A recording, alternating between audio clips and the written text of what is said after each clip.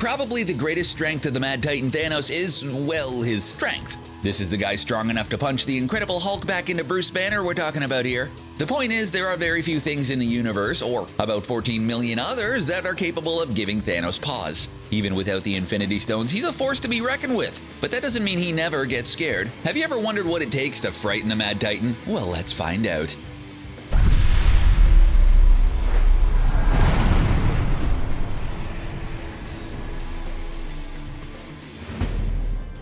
Endgame.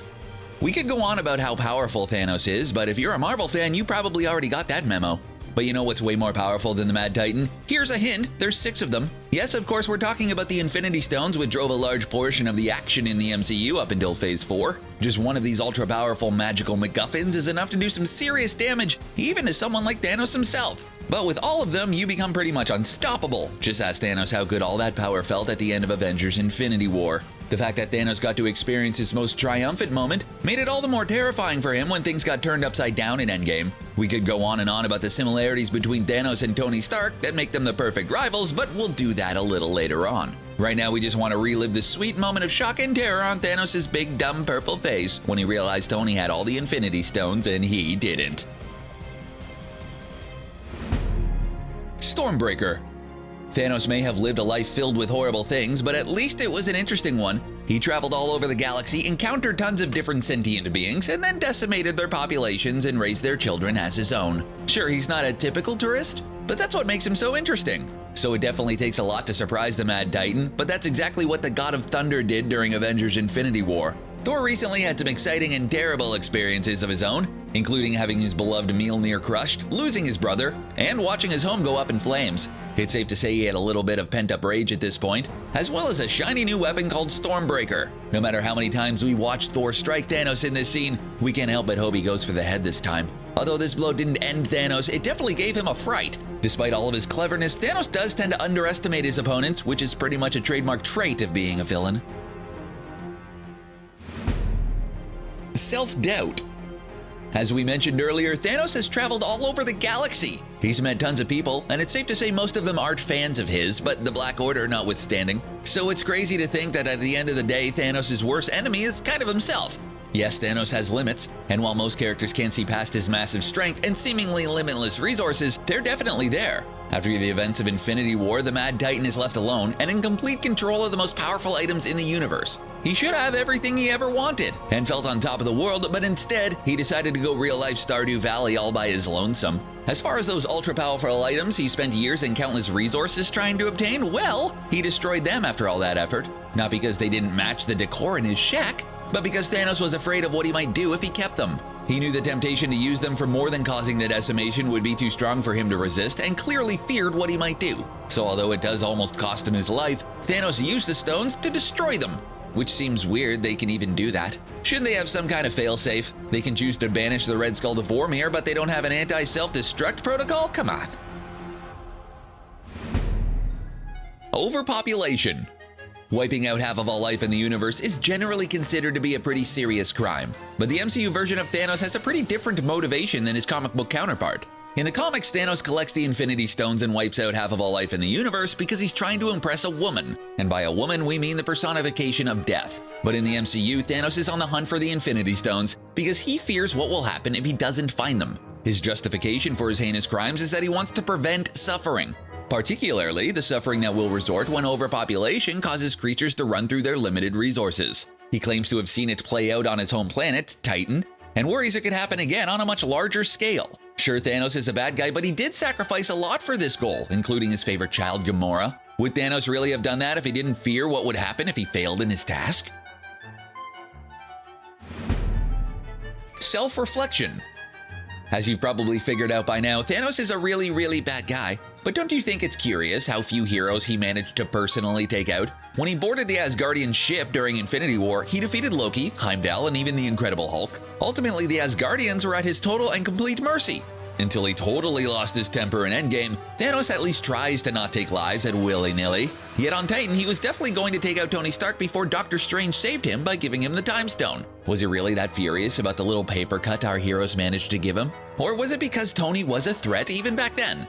Thanos even acknowledged that he and Tony have some similarities before he tried to end his life, and considering how full of himself Thanos was, that's a pretty big compliment coming from him. If he had truly not been at least a little worried about Tony managing to stop him, we don't think he would have been bothered trying to take him out. Getting the Time Stone helped assuage that fear by giving Thanos an ultra-powerful weapon, and it's the only reason he left Tony alive. Allfather. Thanos is one of the most powerful characters in the MCU, even without the help of the Infinity Stones. But there's one character who, if not outright scares, at least intimidated Thanos for quite some time. Yes, we're talking about Odin, the Allfather, former ruler of Asgard. Even though he eventually weakened after being banished from Asgard, there was a time when Odin was one of the toughest guys around. Despite the fact that he had the Space Stone and the Reality Stone at different points in time, Thanos never went to Asgard to try and take either of them.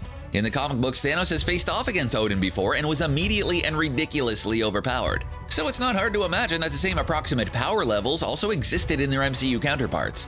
Thanos' involvement with Loki might even point to the fact that he didn't want to get on Odin's bad side. Loki was pretty tight-lipped about who he was working for when he tried to obtain his father's former Infinity Stone during the Avengers. It's possible Thanos didn't want to be seen going after the stone and incurring the wrath of Odin, so he used Loki, who was already on the Allfather's bad side.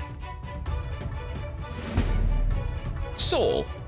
Gamora is a fierce warrior who has the dubious honor of being Thanos' favorite child. That's almost as much honor as having a disease named after you. Now, we're not saying Thanos was a good father by any stretch of the imagination. He's an even worse dad than Odin. But we're saying that as a horrible person, he loved her in his own horrible way. In fact, he seemed afraid that she would turn away from him one day. And of course, the more he gave into this fear and tried to control her, the more it motivated her to defy him.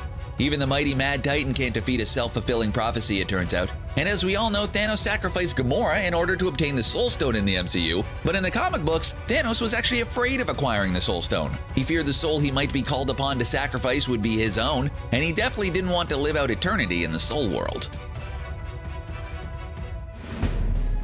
The Cave. There's no denying that Thanos has been one of the most powerful and successful villains in the history of the Marvel Cinematic Universe. But as far as making audiences feel empathy for him, some fans feel the character falls a bit flat. We don't really get much backstory on Thanos in the movies, but in the comic books, he does actually have a pretty sad story. Let's just say it starts out with his mom thinking he's so hideous she tries to destroy him, and it really doesn't get any happier. One crucial moment in Thanos' origin story involved him getting trapped in a cave and separated from his friends. Understandably, Thanos was afraid and miserable, yet he refused to prey on the animals which dwelled within the caves. Of course, later on he tracked down his pals. He discovered they've been attacked by the same animals he let live. Yeah, Thanos is a villain, but considering his comic book backstory, it's not at all surprising how he ended up. As you can probably imagine, things didn't get any better for Thanos after he escaped from the cave, and they definitely didn't get any better for those who had the misfortune of getting in his way. Worthiness. One of the best things about Endgame was all the hidden Easter eggs and the comic book references, and we're not just talking about Hail Hydra. No, we're talking about the moment Clint Barton handed over the Infinity Gauntlet to evil Nebula. In the comic books, Thanos gets the gauntlet and wipes out half of all life in the universe, but due to his negligence, Nebula ends up with the gauntlet. This is such a disaster that even Thanos joins the fight to stop Nebula and figure out a way to store the Infinity Stones. But it turns out that Thanos was more than just careless by leaving the Infinity Gauntlet lying around. This was the ultimate act of self-sabotage motivated by Thanos' own feelings of unworthiness. That's right, the God of Thunder isn't the only one who worries about feeling worthy. Deep down, Thanos knew he didn't deserve the power of the Infinity Stones, so he sabotaged his own grand plan. For a giant purple monster, Thanos is a pretty complex guy deep down. Galactus. It's safe to say that Thanos doesn't have a lot of fans either in the MCU or in the comic books.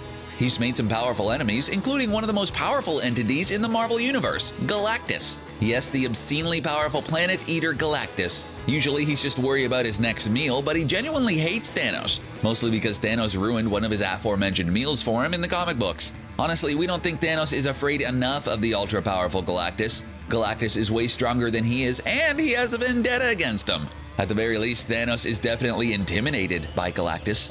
It's no wonder that this is a villain many fans are hoping to see in the MCU in the near future. Thanos might be a mighty warrior, but he definitely isn't cosmic entity strong, at least not without the Infinity Stones. Unless he has a weapon like the Cosmic Cube or the Heart of the Universe, he'd do well to give Galactus a wide berth. Personally, we wouldn't mind seeing Thanos vs. Galactus on the big screen, although realistically it probably won't ever happen. What with Thanos being defeated and all. Which fearful Thanos moment was your favorite? Share it with us in the comment section and then click on the subscribe button for more videos from CBR. Bye for now.